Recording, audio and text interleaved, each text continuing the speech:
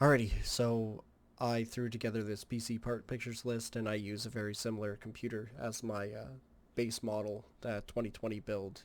It is absolutely perfect for anyone that's trying to break away from console gaming and just want to be able to play games at a little bit more than just 60 FPS, or play games like PUBG at actually full 60 frames, because Xbox plays it at 30. And it is the i3 9100F, which is currently $75, which is actually a wicked steal. Get into that in a second. The Gigabyte B365. I went with this one over the MSI just because it had a extra USB, and it never hurts to have extra. Went with the 16 gigabytes of RAM since it's a little bit more future-proof, and for $62 for 3000 speed, it is perfect. It will be dialed back to 2400 speed because that's what the i3 is set to if you don't have a Z motherboard to overclock. Just a standard hard drive, which will be much faster at loading than the Xbox internal hard drive because that is 5400 RPM. This one is 7200 RPM. Be a lot quicker. And the 1650 Super Gigabyte, which is the smaller version of the one that I have, but the boost clock isn't much slower. It is great because it can fit into any computer case, which I went with this one I found on Amazon, which has this box that can hide all your cables. I can't remember the name of these things, but it also comes with one fan at the back, and I went with a 500 watt power supply, and it is overkill because this graphics card barely uses any power or heat, and it sits at an estimated amount of 260. So it's about $506 for this build. If you do need a Wi-Fi stick, that's about $10. Windows key from eBay is about $10, and 3 more fans, depending on what brand you get, is anywhere between $10 to $50, depending on if you go with RGB. And then there is also RGBs like Up Here, which is about $30 for a pack. And yeah, so you can still have the flashy lights with this cheap build, and it is nice because it does have an RGB header, but if you go with Up Here, you shouldn't need it. Oh, I think I was thinking of the MSI one. It might not have an RGB header. I do not see one. Huh. Alright, well, if you go with Up Here, it comes with a box to control the RGB with a remote, so you don't need that.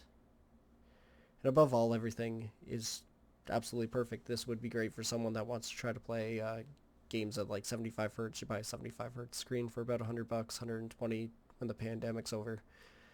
Or someone that wants to play Fortnite at 144 FPS and just wants to play to enjoy. This isn't a streaming game. You're not going to go pro on the system. I mean, it costs $506. I don't see why you would drop hundreds on a monitor.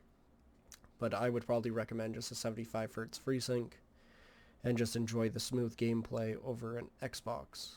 One cool little thing that I find quite interesting is the Intel Core i3 9100F is only $75 and actually closely compares with the Core i7 6700, which actually beats it for the most part in gaming. Now this one does have more cores, or sorry, more threads. So this one's better at multitasking, or at least it should on paper. I don't understand why the workstation is so low for the average expectations, but if you actually look at the benchmarks of this i3, it's actually crazy. Some people actually get it to score quite high. I understand some people don't like using user benchmark. They're like, oh, it's not the proper readings, but honestly, it's never let me down. Anytime it says that something will be good, it's good. Whenever it says something's going to be bad, it's always bad. Curious to see how it scored against the 7700, and it lost in its average score and in the boost speed, but still pretty similar to few gen back i7, which is actually pretty neat. But yeah, like above all, like I have tried Rust. It did over 60 frames on Rust. It did over 60 frames on high settings on GTA. Did over 60 frames on Rainbow Six Siege, over 60 frames on Fortnite with high settings, over 60 frames on PUBG. Pretty much every popular title I've tried, including Ark, which that's actually an interesting one.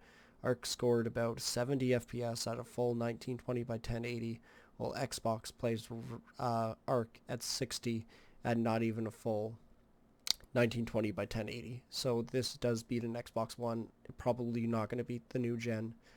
This doesn't do anything too fancy. It's just, like I said, for anyone that's not sponsored by mommy and daddy, then they want to get into PC gaming, or if you're confused, if you might not like it, this is a great starter build if you do decide to that you do like PC gaming. You can always upgrade your CPU if you want the more FPS to like the i5 9400, and it doesn't pull out the price by that much more.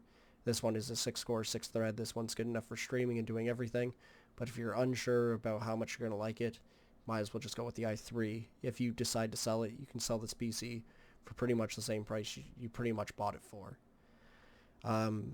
Mainly because it's not too expensive. There's not too many people with $1,000 to drop on a PC, especially most people that are looking at getting a PC are completely on the fence.